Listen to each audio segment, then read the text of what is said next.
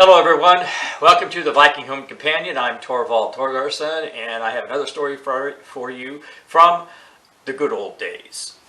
This is a couple of memories of a very dear friend of mine from my early days in the SCA.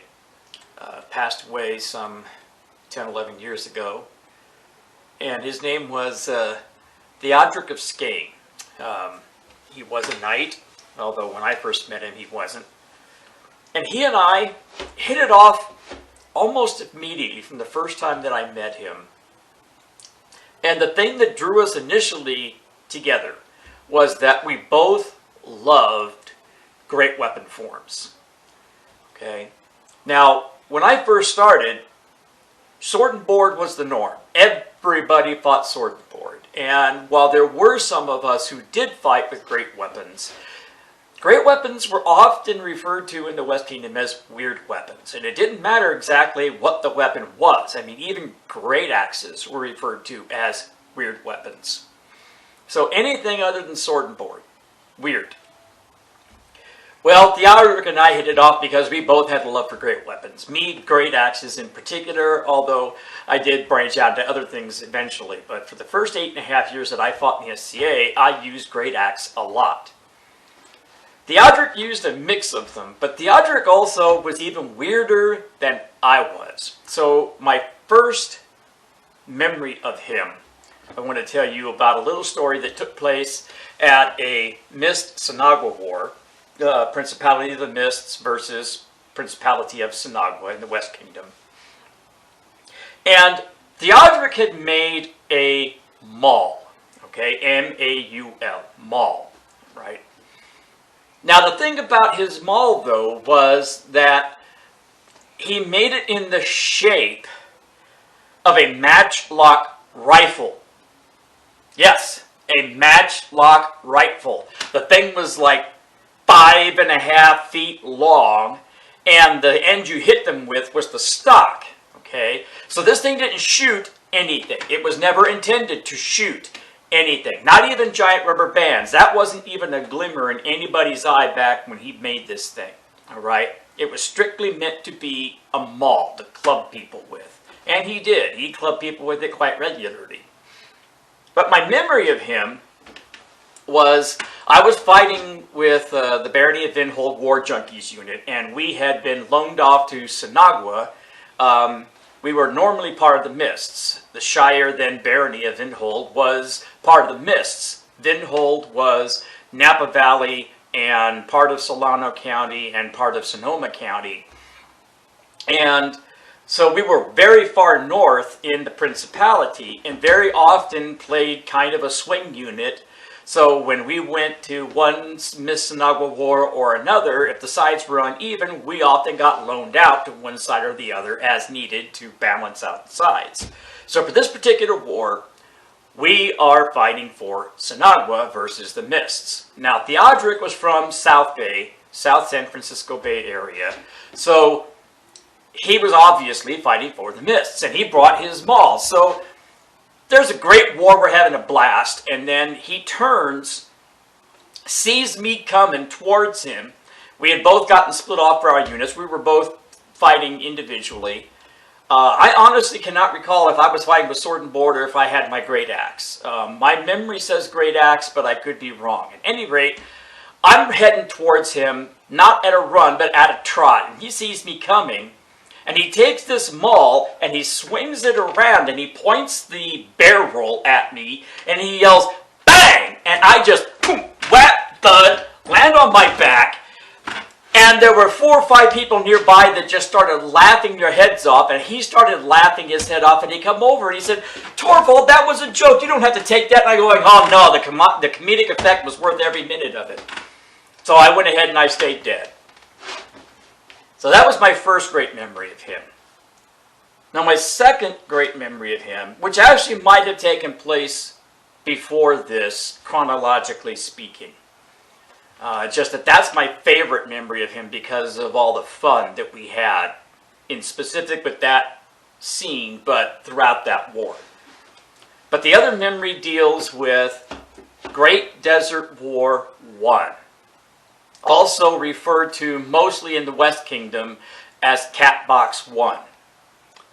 I'm not going to go into everything that ended up happening at that war to get it its nickname. But basically, the war down that is now known as Australia originally was known as the Burrow Creek Wars, and that was because the war took place at a park called Burrow Creek. When we could no longer use that site, they moved it to a location out in the desert, and we had Great Desert War I. This was almost all pure sand. Okay, there was scrub, there was some chaparral, there wasn't much in the way of terrain, but there was sand everywhere, hence Catbox. But the other reason it was known as Catbox is it turned into kind of a cat fight. Again, I'm not going to go into everything that ended up happening. Just want to talk about my friend Theodrik. So, at Catbox 1, during the castle battles, there were 2 battles, 2 castles. This one takes place at the castle that, honestly, I cannot remember what side was inside the castle. My memory says Aidenvelt, but I could be wrong. I cannot remember if the West was fighting with Caid or if the West was fighting with Aidenvelt at the time. But at any rate, what they had done to build this castle is they had apparently brought in a bulldozer and they had scooped out the sand to form a moat and poured it out on the other side to make a wall. And so you had a wall of sand with an actual gate on one side. There were a couple of beams and such that formed the gate. And then there was moat all the way around. And of course, trying to get up that sand was going to be nearly impossible. Now the thing was, though, the West Kingdom, the barony of Griffinhold in particular, had some intelligence that told us what the castles were going to be made out of. They were going to be made out of sand. And we prepared. We made siege ramps. We had made these long plywood ramps that were about 4 feet wide. They were about 8 to 9 feet, 8 to 12 feet tall. We made them long, and then we put wooden runners on them so that we would have some traction to be able to get up. And we managed to keep these secret, okay? They were set up in the camps to look like walls around the camp. They were not set up to look like siege ramps. And so when the battle came for that, we brought them out and surprised the opposing force that didn't realize that we had these siege ramps. Now I'm going to throw in a story here that I'm going to add later for a good friend of mine, but this all takes place at the same time, so I'm going to talk about this. This was an instance where my knight tried to kill me. Geoffrey of Griffinhold. Hi, Geoffrey! This one's about you. So the initial battle, the very first battle that we brought these siege ramps out, they absolutely had no idea we had them. This was a complete shock to them. So when they yelled lay on, we ran up, we slammed one end of the siege ramp down into the moat at the base of the wall, flipped it up, it slammed down on the sand, and the thing was that me and Theodrik and a couple other guys were the first ones up that ramp. I mean, our feet were hitting the ramp before the ramp actually managed to land on the wall, on the incline. So we run up, and you got to understand that we didn't expect to do anything but die. Our job was just to make a hole, okay? We were the shock troops. We were to go up, slam into whoever was on the other side of that wall, and just bowl them over as best we could to make room for the incoming guys. So we did a good job of that. We ran up, we slammed into it, we hit them. Theodrik dies next to me, I go down, and when I go down, I ended up turning and landing on my back. And at the time, I'm using a cross-strap round shield, which I put across my chest, and I was wearing a borrowed helm. I didn't own a helm at that time, and I was using the helm of Baron Anthony the Sinister, the Baron of Griffinhold. And his helm was this gigantic, huge pot helm that had this really high top on it. It was incredibly top heavy. I think I might have told in an earlier story about how when I would use this at the fighter practices, that the guys really weren't intending to kill me when they swung at my head. They actually wanted to hit ding at the very top of the helmet to make my head go like this, and I would fall over. So I'm wearing this huge top-heavy helm, and I'm laying on my back, and my head is propped up on another person. I don't know if it was on his chest or on his leg, on his arm, whatever it was, but the helmet was propped up on somebody. And the first person up the ramp behind me after I had died was my knight, Geoffrey, who started by standing on my shield, which compressed onto my chest, and then the guy that my helmet was laying on moved, and my helmet went like this. And as my helmet went like this, the chin strap slid off of my chin onto my throat. And it was choking me. Now, I couldn't move this arm because Geoffrey's standing on it and got it compressed on my chest.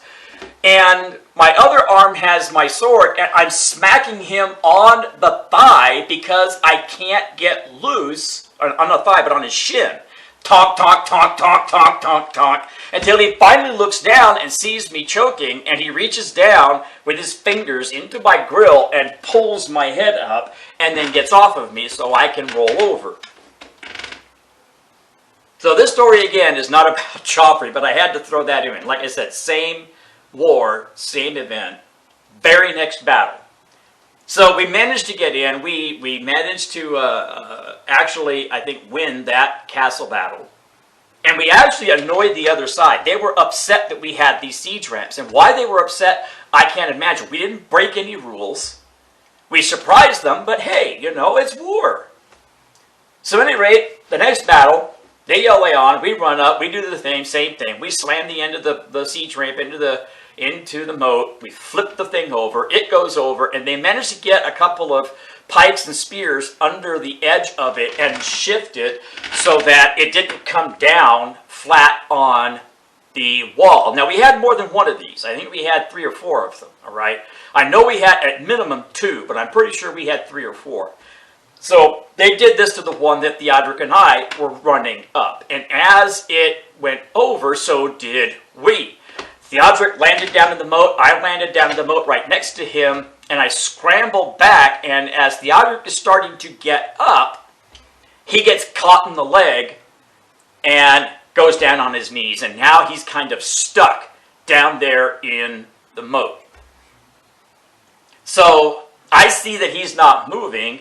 I move over to help him, thinking that I can cover him a little bit as he starts to pull back, because of course he can't move very fast on his knees, and we're in sand. I mean, we're in a sand pit, basically.